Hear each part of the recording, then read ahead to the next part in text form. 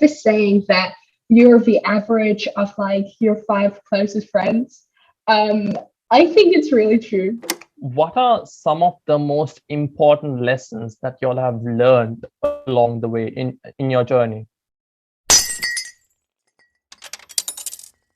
So hi everyone. Today we have Aalok and Zuzanna joining us, who are the co-founders of upLYFT.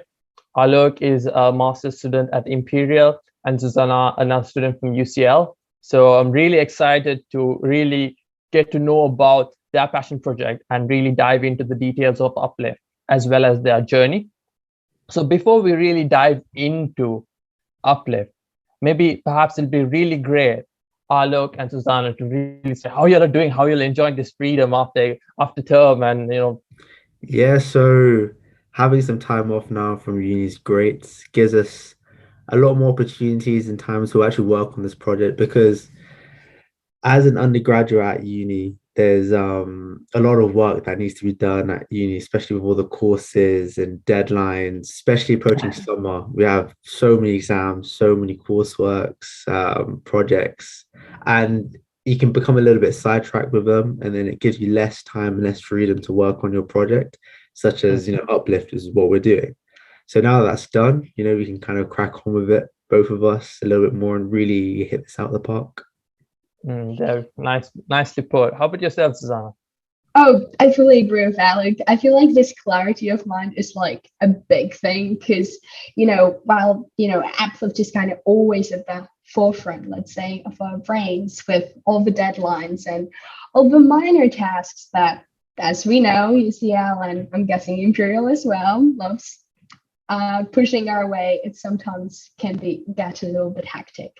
And on top of that, it's just nice to have a little bit more time to just reconnect with friends. And I was lucky enough to even have made a little trip to mainland Europe since the beginning of holidays. Nice. So basically have business, have leisure. I've went to a climate tech conference in Paris, talked to some electronics people. So we're gonna see what's gonna, stem out of that.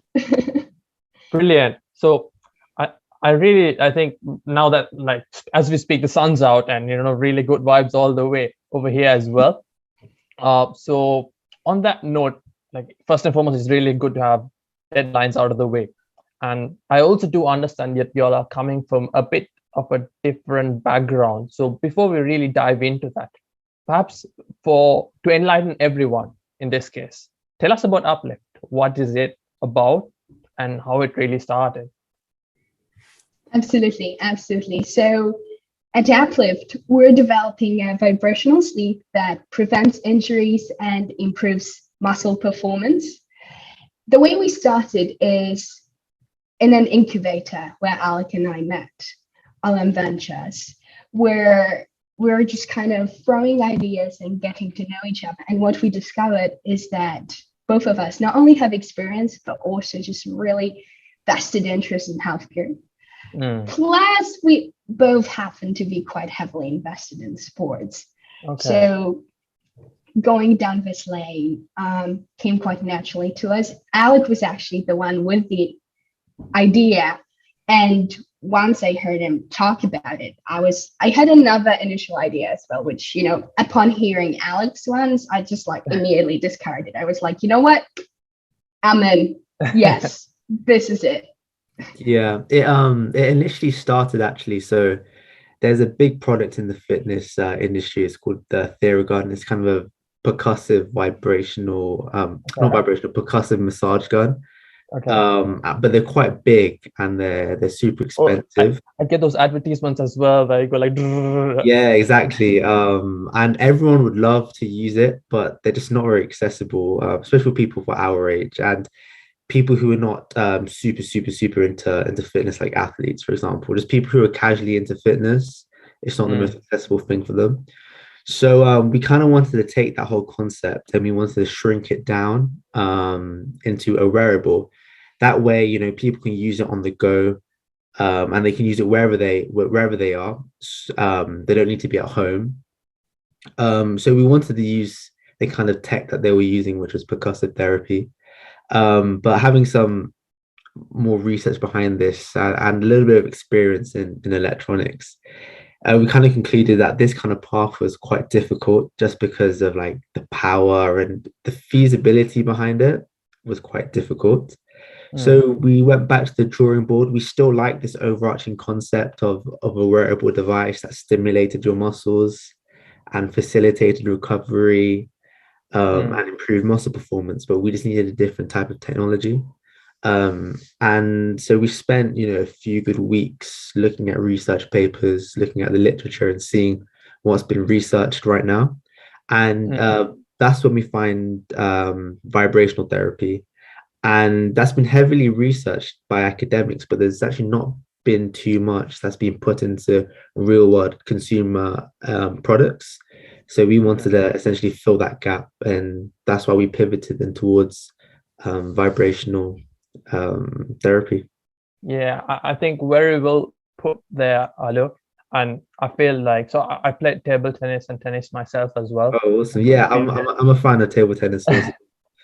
So I do understand, like, especially like, so it's not just performance, but it's also the recovery part of it as well. So when we look at it from a professional athlete point of view, right after the workout, you do have physio and all of that. And like you very nicely put it, correct me if I'm wrong, you did say that you're looking to cater to the hobbyist, or are you looking to cater to the professional athlete space as well?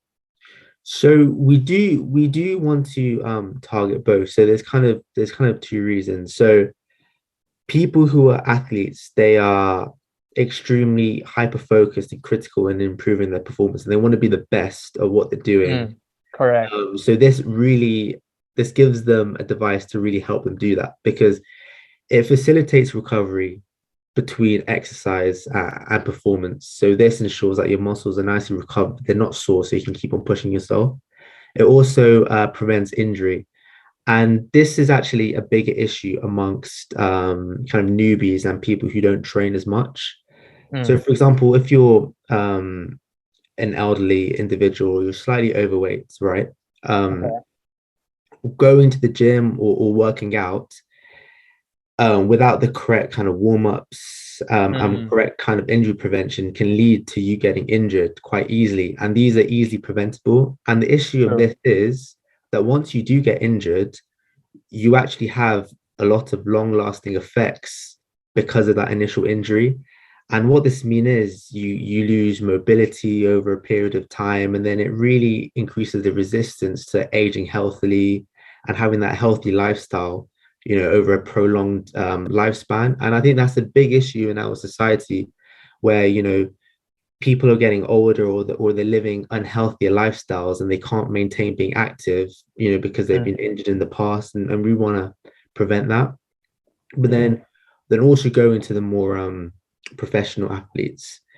One cool thing about our device is that you can actually use it in unison with working out. So say you're lifting weights, like say you're benching or you're curling or something, you can have this device on, and the vibrations will actually help your muscle outputs, effectively increasing how much you can lift. Yeah, that's great to hear. I mean, especially please correct me if I'm wrong. How it works is based on the vibrations, it improves the circulation within the muscles, and as a result, its performance and recovery, so on and so forth. Yes, yeah. There's a few kind of routes or like routes that increase the performance, but yeah, like circulation, draining of lactic acid, all these kind of things. And to your point, Aalok, of injuries and on especially on how hobbyists and folks who do sports professionally differ, I think that's a very good point that you mentioned, because like when you do have a coach and whatnot, you spend a good amount of years mastering the technique. You don't step in, you don't grab your racket or anything like that without the proper warm-up. And sometimes those routines establish the foundation to make sure that you can be great over a prolonged period, rather than peaking for say 2 years or a year, and then your entire career declines after that. So let's just take tennis as an example. Yes, Nadal, who just won the Roland Garros, and Federer, they have been great over such a long time. And especially Federer, for that example, one of the reasons for that is he's been able to stay injury free for a good time. So it's nice that you put that distinction in place as well. But now perhaps focusing on the hobbyist here. So not all of us, like, the Jane down the street or the John across the hall may not have the facilities, or may not even perhaps have that interest to get a professional coach involved, get a trainer involved to make sure their technique when they bench is the best. Or so I think something like that, like what you're introducing here through upLYFT, really helps address that gap in that sense. So that's really great to hear, because I think injuries is one of the things, say once you get into that routine of going to work out regularly, and then you do have an injury and then you stop, and then starting again is a big problem. 100%. It messes up with the whole momentum and routine. And so going to the hobbyists, for example, like myself or Zuzanna, when we go to the gym or we do some kind of sport, a lot of people, so I would say 90% of my friends, they all skip these warm-ups just because they're just boring and they're long, and people don't really see the benefits. They don't see the benefits until they actually injure themselves. So they skip these warm-ups, they skip these cool downs, and the fact that you skip these is such a big part of the risk factor of actually injuring yourself. So with this device, we kind of eliminate the time dependency on warming up and cooling down. And you can strap this device on when you're walking to the gym or driving to the gym, and then as soon as you step in, you're pretty much ready to go straight into the weights. You don't need to waste that time to then warm up even more. Absolutely, absolutely. That's actually one of my favorite, let's say, qualities of what we're building, is that because it's a sleeve, because it's a wearable, and the grand vision for the technology is basically full integration with our sports clothing, is that it doesn't really add any extra steps to what we all are already doing, so that it can actually just become, an inherent part to the user, because you don't have to do any extra steps. You don't have to devote more time. So that's one of the things that I think will be. So the wearable element really becomes a massive plug point. And I think, like you mentioned as well, you could wear it, say, while you're driving to the gym or anything like that. And in the process, you're significantly decreasing the risk of getting injured. So I think we discussed about injuries quite a bit here. Is there anything else that the users could benefit from such a wearable in addition to injuries? Oh, absolutely. When you look at the academic literature, the benefits of localized vibrational therapy are actually numerous. So we're talking about increased flexibility. We're talking about increased range of motion. Localized vibrational therapy actually, in an academic context, has been used quite thoroughly to investigate its physiotherapeutical possibilities. So there's just a number of ways in which your muscular health gets improved, and kind of circling back to what Aalok is saying and putting it in perspective, looking at our device this way, it becomes quite clear that it really is a healthcare problem rather than a sports problem, because, I guess the reason why we get up of that every day and we work in it is because we see it as the benefit to a society where people can age more healthily and they can age actively, and it's just very accessible because the technology is already here. What is not yet here is the access to technology, and I guess that's the big vision. That's what we are trying to do. I like how you use the word healthy aging here, because right now we're when you're looking at it from different angles, we're not just talking about being healthy, we're talking about improved quality of life, and like you very nicely put, healthy aging. And I feel right now the entire wellness space is really growing massively, and I feel this element really, I feel is this a growing area, or how do you see this area growing in terms of wellness, healthy aging, wearables, and whatnot? Oh, absolutely. I mean, not to nerd out too much, but even if we just stick to like, economic, let's say factors like caper and whatnot, you can see that there's just like so much economic growth in the area. But I personally like to focus on, let's say, the sentiment more. And so, for example, you turn to pop culture or you go on social media and you just see what people are starting to talk more about. And basically, wherever you turn, technological developments have basically facilitated this boom. But basically, wherever you turn, people are starting to talk more and more about this, like you were saying, of their quality of life. Because now it's not just a question of like, oh yeah, I want to live until I'm like X years old. I want to live until I'm X years old and still be able to enjoy all the things that I'm enjoying right now. Yeah, 100%. So let me perhaps take a step back here, Aalok and Zuzanna, and go back to Olam Ventures, if I recall correct, and just tell me about that. How did that work out? Because certainly for you all to take that first step, you'll have to have this entrepreneurial drive within yourself. So I just want to double click over there.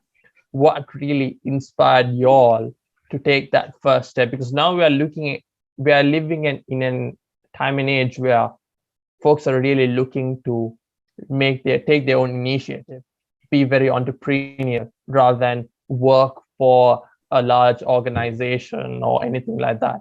So if I double click over there to each of y'all, what made y'all take that first step that eventually resulted in upLYFT? Yeah, so I first found out about Olam. So they had a really good outreach program. I remember there was a few people from my uni that actually worked on the kind of the marketing and outreach program. So I saw it all over Instagram and LinkedIn, and I was like, this looks really, really interesting. So to answer your question, I think what made me want to kind of apply to the accelerator was firstly, I haven't had much in terms of formal teaching about entrepreneurship from my uni, because obviously I do an engineering degree. Although a lot of engineers, they go into startups and whatnot, there's not too much that actually teaches you about entrepreneurship, like all the nuances. So I was thinking to myself, if I really want to do this seriously, I need to start as early as possible to really learn about everything. I need to teach myself. Number two was just the ability to network. So already that worked well because I found my co-founder, I found Zuzanna, like we became, good friends and now business partners also. So yeah, networking was also a really, really big thing. Three, the way they outlined their program, it was quite good because it gave us the opportunities to learn from founders and other CEOs that have done things that we want to do, and I think that's the best way of learning from people that have actually done what you want to achieve. And then lastly was the money aspect. They also do invest. They That's give you nice. like a little prize. So they were kind of the four reasons why I wanted to join. And definitely shout out to Olam. Like they this is good experience, and definitely encourage anyone to apply and go for it. Yeah, very well put there, Aalok. I'll put the link in the description below for anyone else out there who's interested. And how about yourself, Zuzanna? Oh, I just fully agree with what Alex said. Big shout out to the whole Olam team and Allie and Simon for putting this initiative together. And, if our listeners are like interested in starting their entrepreneurship journey, I think Olam is a great resource. Just not to repeat what Alex said, maybe just to add a little bit from my side. One of the biggest benefits was also the mentorship scheme that they have in place. So they really try to give you like let's say, as much of a holistic resource approach as possible, because there's the monetary, let's say, grant that you are given at the beginning of the incubator program, which is great. I did Olam as my fourth incubator program, and I can easily say that it was by far the best one, exactly because they kind of target all the major, let's say, barriers to entry. Because, you know, when you're a student, obviously the biggest barrier is monetary. One of the biggest barriers is monetary. And before you can start raising money, you need to have something. So how do you have something to raise money if you don't have the initial kind of injection to build it, which is especially the case with, you know, hardware devices, which is the space that I operate in. And then the speakers were amazing, and obviously, but my one, I guess, biggest kind of like success was finding Aalok. I actually remember in November, I was complaining to one of my friends that I really want like a great co-founder, you know, like those co-founders when you read like success stories of startups and you can actually like see the chemistry and how they work together. And I was like, man, if I could just like find someone who's on one hand as nerdy as me, but at the same time kind of smarter and not as much of a crackhead as me, like think about what we could do, you know. And then, you know, that actually materializing and meeting Aalok on program and coming up with the idea that I guess really drives us both, has been by far the biggest advantage of the program. In terms of how I came across it, though, like all best things in life, it was pretty random for me. I was sitting in my room, I think, doing some random quantum physics or whatnot, and a friend of mine just knocked on my door and went like, "Oh my God, Zuzanna, someone just posted on my WhatsApp chat." An engineer as well. Aalok was right, but Alam's Saturday team was crazy. Like they were on every engineering chat, and even at UCL. And I was like, yeah. And he was like, there is like a money prize involved. You have to apply. You're into business, right? And I was like, calm down, send me over. But once I've actually checked it out, I was like, you know what? Yes, I have to give it my best shot. And thankfully it worked out. I think superb stuff there, both of you all, in terms of the explaining the backstory behind it, and certainly that has paid off with much dividend. So I like to pick up a few points from what you're really described, and from what I'm hearing, Column Ventures essentially helped you all find each other and come up with the idea. And both of you mentioned this quite nicely in terms of how important it is to find co-founders, and of course co-founders who work well as well. So let me ask you this. So this might be a concern, or in fact something that a lot of aspiring entrepreneurs are thinking about. Okay, I might want to start ABC project, but only will I find the right co-founder? Or I have this idea, or I don't have an idea, but I'm willing to work with someone who has an idea. So what are your thoughts, or perhaps what is your advice to folks or aspiring entrepreneurs out there? This person could be in high school, this person could be in university, this person could have just graduated. What are your thoughts to them in terms of overcoming that inertia and going ahead, networking, and going to find their co-founder? Yeah, that's a really, really good question. I think firstly, team is really, really, really important. For two reasons. Is firstly, when you're looking down the line for investment, you're more likely to get investment if you're working, with a team, because the odds of probability of success is more likely, if you're working with a good team rather than doing it solo. But number two is, a team is super important, just because it's very unlikely that you will have all the skills to complete everything within your venture, because depending if it's like hardware or app based, there's a lot of kind of bases that you need to cover and cover well in order for it to be successful. So that's why having like a good team that can nail this with you is super important. So definitely find yourself someone that you work well with, and you trust, and that they'll do a good job, and who's also equally invested and has that passion for that problem you're trying to solve. That being said, I don't think you should go out and and rush to find anybody to try and bring on board for this venture, because like I said, they need to do it justice and they need to have that passion, and you need to take that time to build that relationship. So there's always a little bit that you can start doing by yourself. So I would say start by doing what you can do by yourself, and then when it comes to that time, then yeah, you should really think about networking. And then if you're in university, honestly, networking is the easiest and the best place to do it. Like, you have so many societies, like even if it's an entrepreneurship society, that's great. But if your uni doesn't have that, that's fine. You have each department has their own society. So say you're doing like a hardware based venture and you need someone who knows a lot about programming microcontrollers or something to do with hardware, look at the EE guys, look at the mech guys, look at the bioengineering guys, just go to an event, speak to them.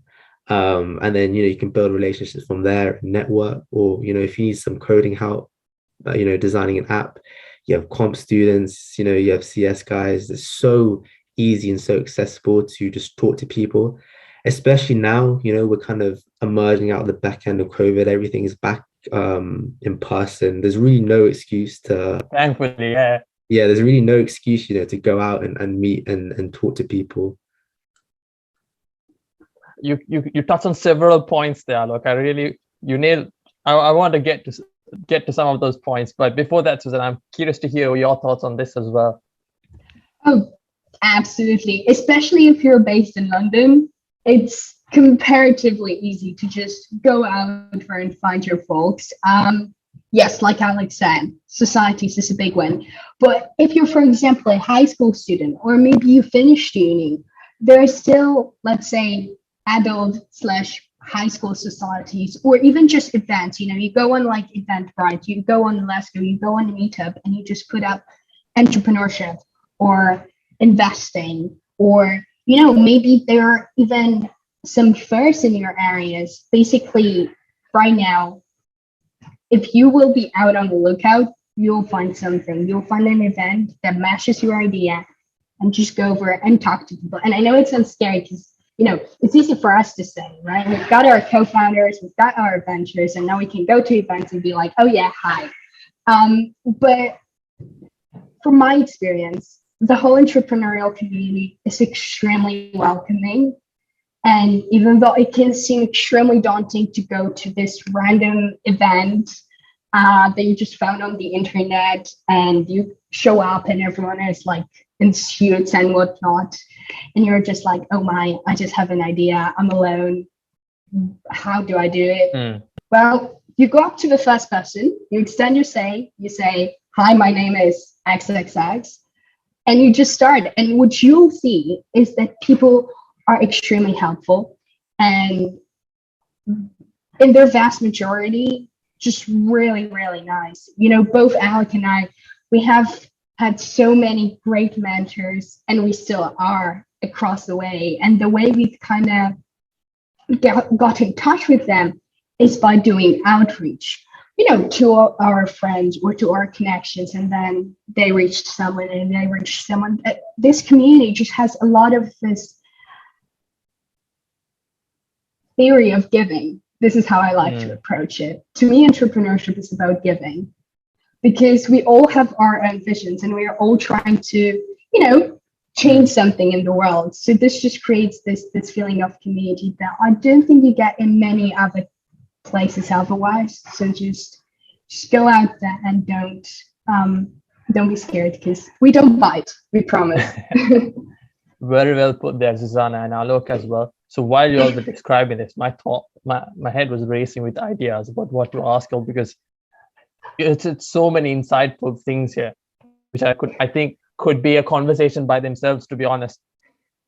So let me just start with the team aspect of it, which I believe Aalok and Zuzanna, both of you all mentioned, and how important it is to really nurture a good team within to really attract funding, the right, get more eyeballs turning and whatnot. So, and I also do, if I'm not mistaken, was this, I think it was Justin Khan, and he was talking about when they were founding Twitch, that chemistry within the team, they didn't essentially work well, but they had the right skill set to get things to make Twitch, and before they sold it to at 1 billion to Amazon. So I also do recognize that you all do have a nice supporting team with you all. So maybe before I dive into some of the other questions that I've listed out to ask you all, just perhaps I think it's worth mentioning some of the support that you all have around you all, be it from university, from friends, from family, or even be it advisors, so on and so forth. So I think this is the right time to give a big shout out to our head mentor, Tim, who is the founder of Chimera. Now, Chimera is a lead company in our sector. They produce crazy advanced fabrics, both for use in sports, but also in the medical field. And he's been absolutely out of his word. He's super busy because he's raising right now and he's running this great company. And every 2 weeks, he finds the time to have a call with us, give us his feedback, give us his absolutely amazing ideas. I mean, the experience that the guy has, I'm just like continuously impressed.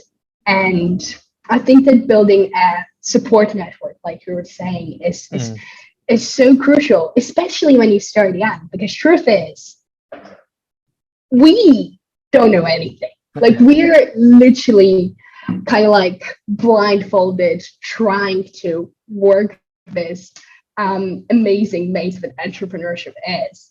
And to have someone who's like, you know, following this crazy metaphor, just standing with a bird's eye view of that maze and just going, okay, now you can turn right. Now try going left. It just makes the process so much easier and also so much more enjoyable, you know?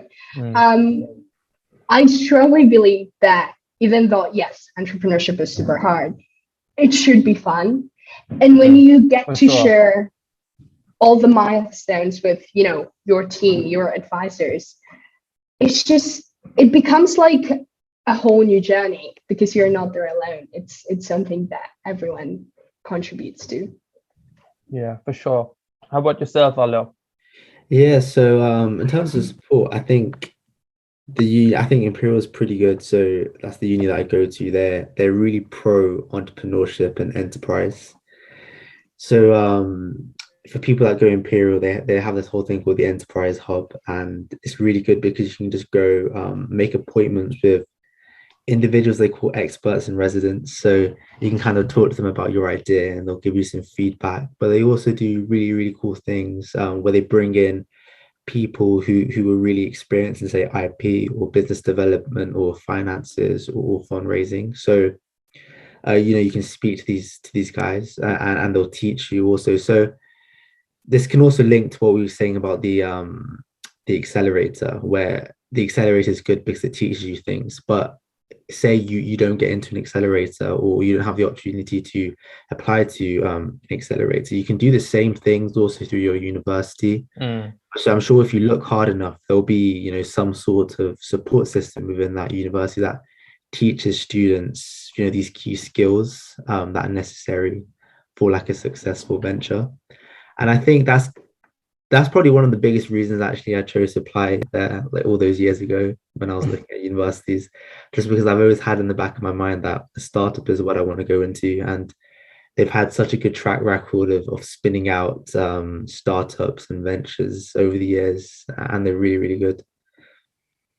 Yeah, I think very well put there as well. And it also brings me nicely to a segue to maybe touch a little bit on universities. So to your point, Aalok, and Zuzanna, what you described earlier as well. So I think similarly, UCL has the hatchery as well. And to specifically your point about the ecosystem within universities. So yes, while universities do offer its merit from an academic side, increasing now what a lot of people are seeing is some folks just come to university to meet their co-founders, which I've seen in multiple occasions. And I think that's the best time where, like you very nicely put it, Aalok, earlier on, how you can meet folks from various disciplines, various different backgrounds. And in most cases, these folks are at the top of their game. They know what they're talking about. And in a way, you could access an expert which is an email away, or perhaps one door knock away in some cases. So I think in a way, this is one of the best times to really have interesting discussions, but also brainstorm and potentially find different areas that we could even perhaps engage and start passion projects on, as in this case. So what are your thoughts on the opportunities that students should look for? I think we touched on it very briefly during their time in university, given the fact that the amount of resources that are available, not just from an academic point of view, but also from an extracurricular point of view. And we touched on the entrepreneurial side of things, but especially from an extracurricular point of view, given the vast amount of clubs and societies and whatnot that are available. Perhaps let me start with you, Zuzanna. Yeah, absolutely. So kind of to build on what you said, Abdur, yes, at UCL, we have also quite a lot of great support, apart from the hatchery, which is for already established startups. If you're looking to learn more, first of all, whole enterprise lab, they have, I believe, something called Build Your Own Business series during the summer. I think the applications are still open. So if anyone wants to do a quick course on entrepreneurship, they can totally do that. But in terms of opportunities, you know, to me, one of the beauties of entrepreneurship is how varied it is.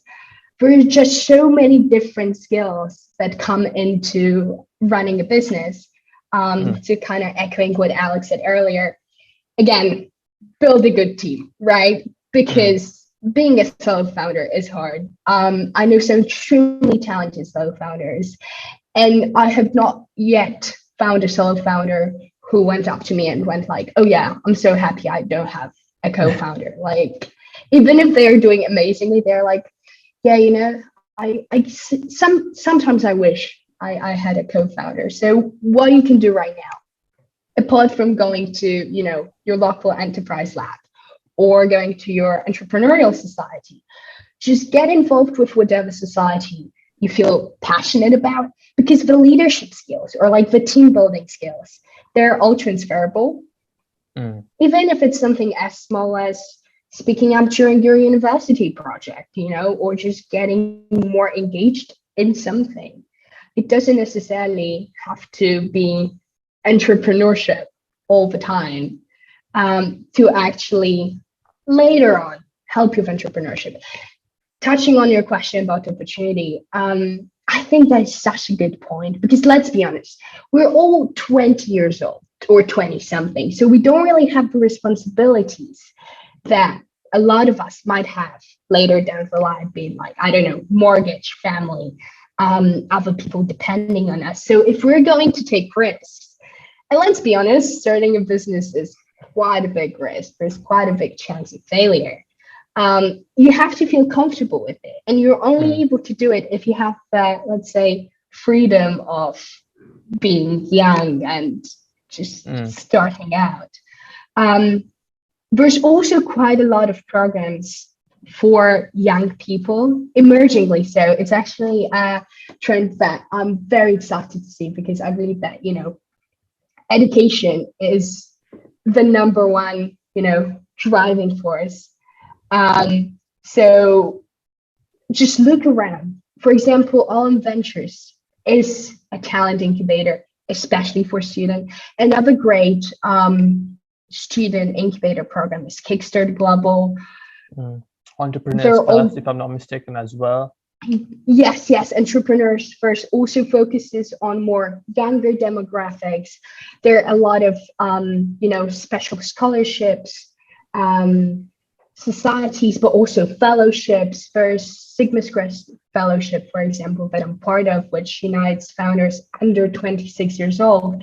So we are out there, you know. If you want to join this community, we are out there, and we are waiting for more people to join us, because there's no, and I believe it's an illusion of like finite resources entrepreneurship. It's not like, oh no, like there's only like X companies we can have and we don't want anyone to join.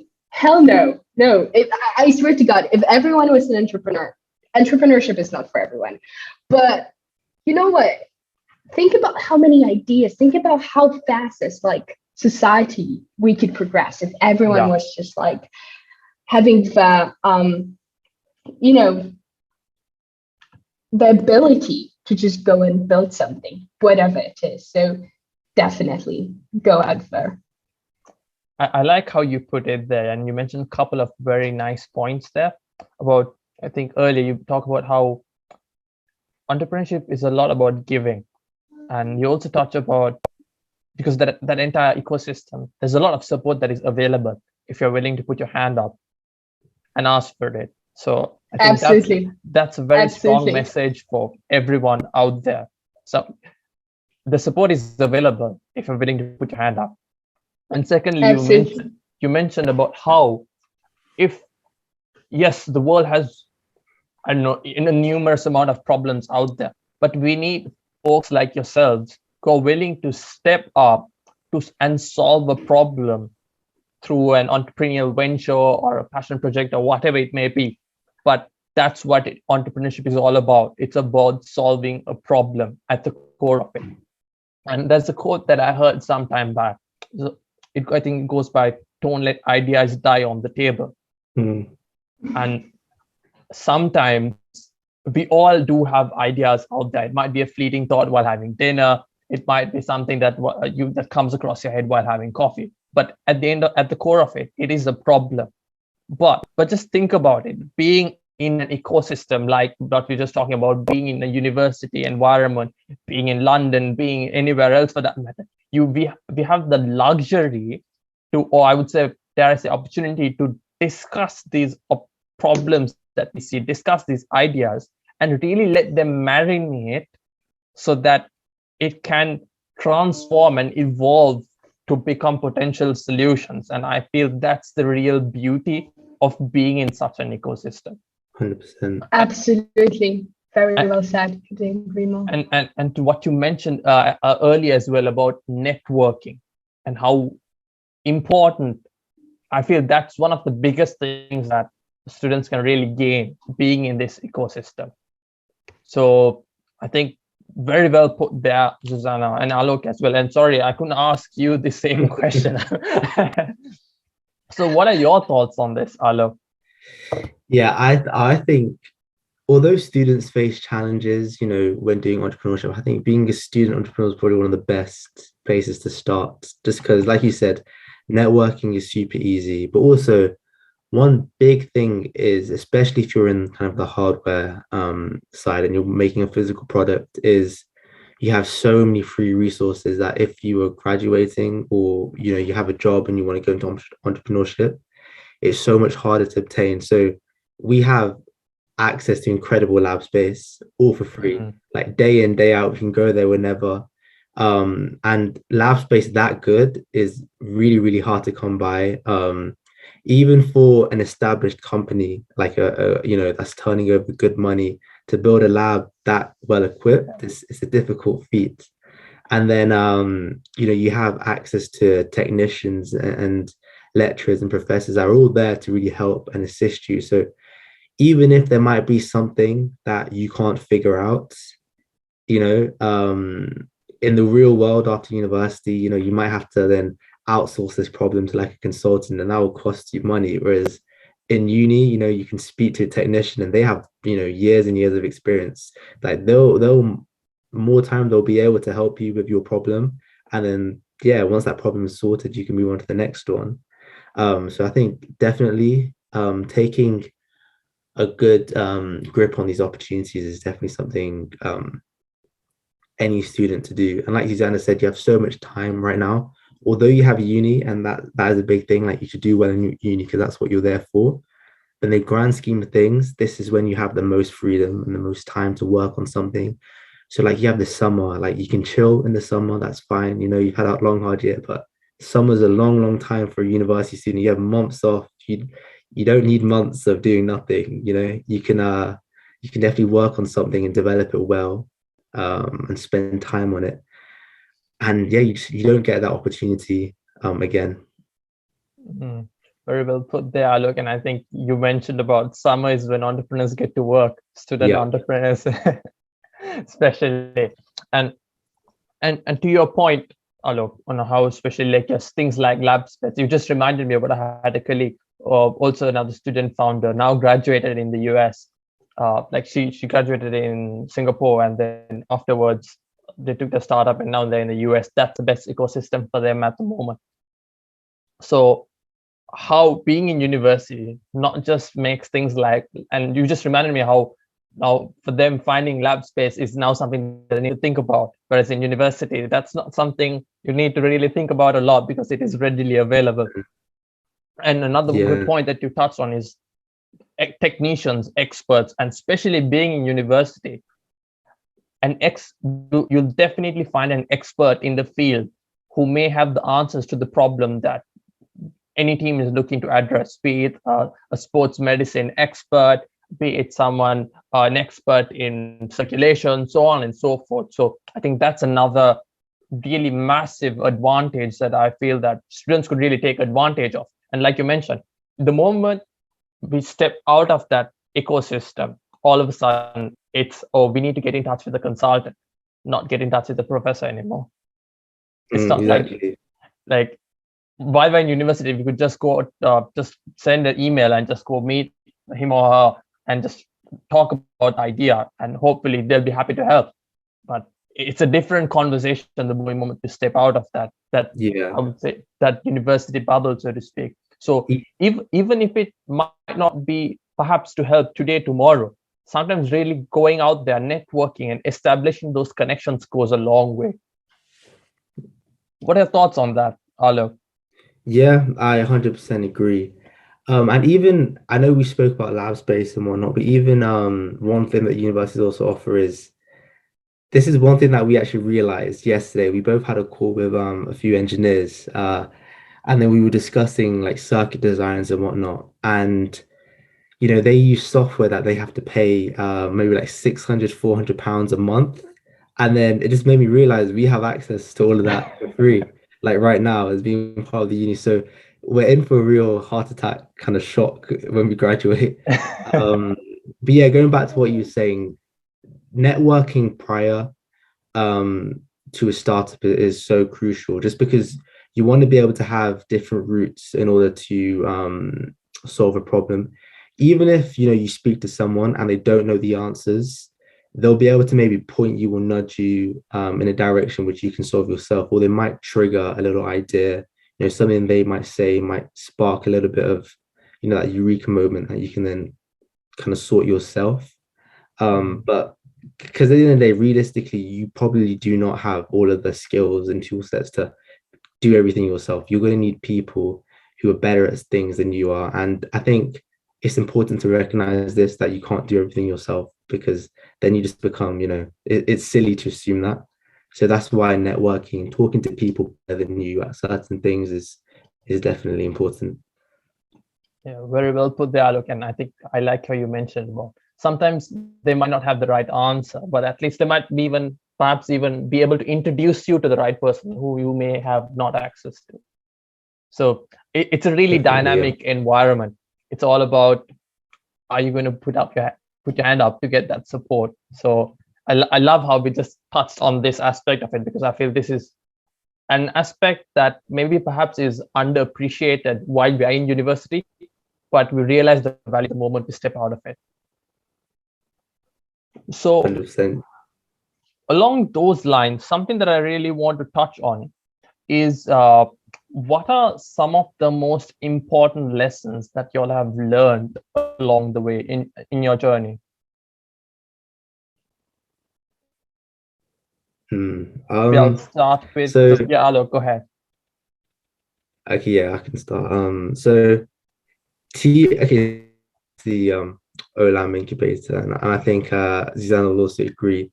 So this touches on teamwork. So initially there was three of founders, so Zuzanna and I and someone else, and then I think this really emphasizes the importance of finding a good team where everyone is equally invested, because over the process, disagreements, and we thought that our third co-founder wasn't equally as invested in us, and then that kind of makes the whole situation a little bit complicated, because then, you feel that you're working really, really hard on something, and you have this stress of uni in addition to working on this, like on any little free time you have. And then if you feel that someone else isn't pulling, their weight, it's difficult. So we had conversations, and then we resolved that matter. But I think it just highlights the importance of having someone who's equally invested and also equally passionate. But it's good to have those kind of exposures to those kind of problems earlier rather than later, because it kind of helps us like in the future. Nice to say. I think that's something that is important, but it is also important to recognize that things like that do happen, but it also takes thick skin to identify it early and address it as early as possible, because then the team could decide on things and move on faster rather than letting it so-called ferment over time and become a bigger problem, like you said. And how about yourself, Zuzanna?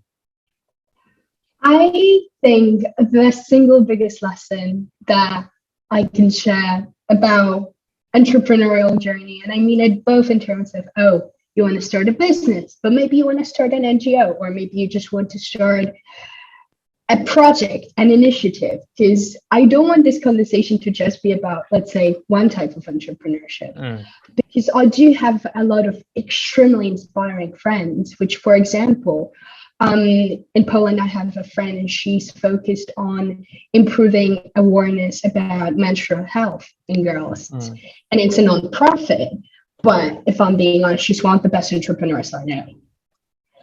So I don't want the definition to be too constrained. I think the biggest learning for me was realizing that it's okay not to know. And it's okay to feel like you have absolutely no clue what you're doing, and you have absolutely no clue where to start. And you just have like this far, far away star/vision, and you really want to get there, but you have no idea how. And it's fine to feel like that. And it's fine to feel overwhelmed. And it's fine to feel scared, because at the end of the day, this is where we all started. And the best remedy I know is kind of coming full circle, reaching out to people and talking to people who are smarter than you, who are more experienced than you. Basically, this is what I try to do in my everyday life. Pretty much every room that I find myself in, I can quite confidently say that I'm the stupidest person in that room. And you know what? That's like the best feeling in the world. You want to be in this environment. And university gives you access to these amazing individuals. So just go ahead, don't be shy, and take advantage of it. I think very good point there, Zuzanna, about, giving yourself the permission to be vulnerable, giving yourself the permission to fail, really allows us to give ourselves permission to take opportunities we would have otherwise not taken. So I think that gives us a sense of liberation in a way. And I also like that point on how because I think Peter Thiel's book, 0 to 1. Yeah, great book. That's the hardest step for any entrepreneur, because once you get to 1, you already have something to work with. But getting from 0 to 1 is the toughest bit. And being in that supportive environment really helps a lot, I believe. I'm sure that we just talked at length on this aspect of it, but certainly that first step is the hardest step. Oh, absolutely. Verse was saying that you're the average of like your 5 closest friends. I think it's really true. I really like that. And again, university, for all these societies, all the communities that we're building, give you this amazing opportunity. Actually, even a friend of mine is working on a project based at UCL, Venture House Club, where he will put together this community of like student entrepreneurs. So the will is really here. Like, we want to unite and we want to grow bigger, because again, the more people kind of try entrepreneurship, the more amazing things we'll see just spring all around. So Entrepreneurship is about giving, isn't it? It is. This is something I generally believe. And I know it's quite controversial because I guess we have this like stereotypical view of like a businessman in like a suit and just like, this hardcore capitalist who just wants to take the money out of us, the consumers. But I think that if you truly want to have a successful company, at the end of the day, you have to provide real value, or not, people will see right through you pretty quickly. Certainly, I think Adam Grant's book Give and Take really encapsulates that idea. It's not take and give, it's give and take. Because the more you give, the more you get. And I think you put that very nicely over there. And on that note, let me just take a quick segue here and come back to upLYFT and what y'all have in store for you. So perhaps just tell us a little bit about the upcoming launch. And on that note, let me ask you this question. What's a dream for upLYFT? What's the dream for upLYFT? That's a really, really good question. So obviously right now, we're still developing the tech. We're developing the MVP to get it to a better stage, and so we can test on stakeholders, collect data, and improve it with the end user in mind, just so we have the best product that solves the solution, that solves the problem as best as possible. In terms of a dream for upLYFT, I think just being the biggest in the game and being able to really facilitate a healthy lifestyle over a long period of time, ensuring that people don't get injured, ensuring that people just feel the best they can when they exercise and lift is something that we really want to achieve. If we can do that, if we can just make a few people, feel healthier over a long period of time, I think that's definitely a good thing achieved. Yeah. Oh man. Over to yourself, Zuzanna. Anything to add there? Absolutely. Fully agree with what Alex said. There's nothing better, even at this stage right now, where we're still developing the tech, when we go out there and we talk to people and we see the excitement that, what we're proposing brings out. This is like the best feeling ever. This is like one of those moments where you go like, yeah, that right here is why we do it. At the end of the day, for me as a big nerd, it's also just a question of like, we have so many amazing things as humanity collectively that we know about, from academic research, and yet we're not really utilizing a lot of that. So just bringing this crazy good research to light and actually using it and allowing other people to actually, just benefit from it, to me is a very big thing, because, right now, sports clothing, in their vast majority, they don't really support us, but we do have the technology for sports clothing to actually start working with us. So why not do it? Yeah, why not? I think that's a good question that almost everyone could ask themselves, rather than asking why not? And some of these technologies may be only accessible to professional athletes. Why not make it accessible to everyone else? Definitely. Exactly. So I know I'm being conscious for time here as well. So perhaps one last question to both of you all is, so if you all were to write a letter to yourselves, one to the high school version of yourself, one to the person who's just coming into university, and one to the 35-year-old self, what would you include in that? That's a good question. High school version, maybe I'll just tell myself, keep studying, keep working. You do get into your university. You need to go to Imperial. that's all I cared about. That's all I really cared about back then, is I get into Imperial. If I had to write to myself when I'm starting university, that's also good. I would say just to myself, just be ambitious and don't be scared, like anything is possible.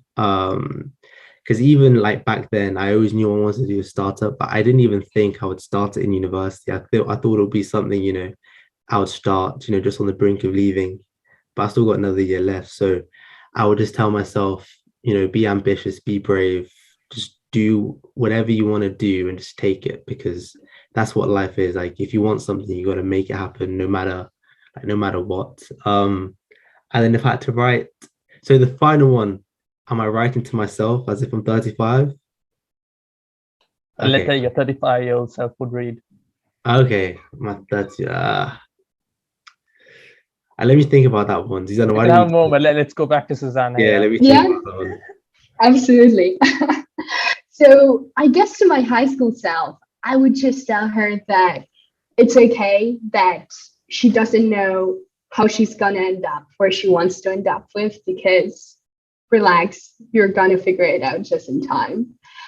And to myself, when I was just starting uni, I would probably give her like a quirky warning saying university will be both the best and the worst time of your life. So buckle up, it's going to be fun.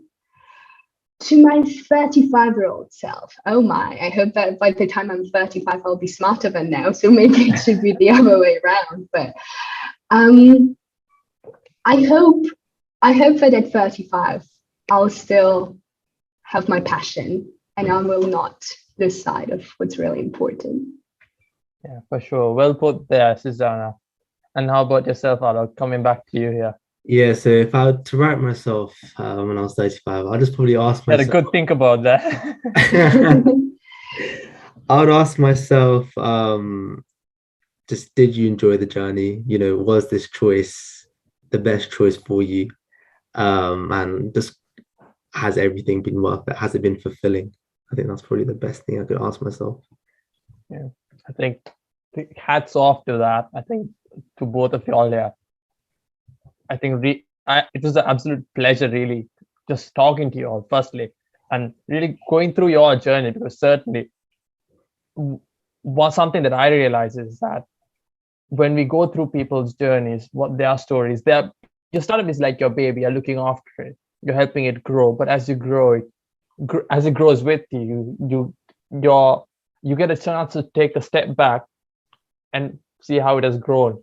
I think that's something that I really enjoy as well, and I can really see this in your eyes as you speak about just going through this journey. Really helps a lot of people, and sometimes it might even just inspire someone down the street who might listen to this, someone maybe in school or in university who is just thinking about having starting something but does not know, is finding it hard to put the hand up.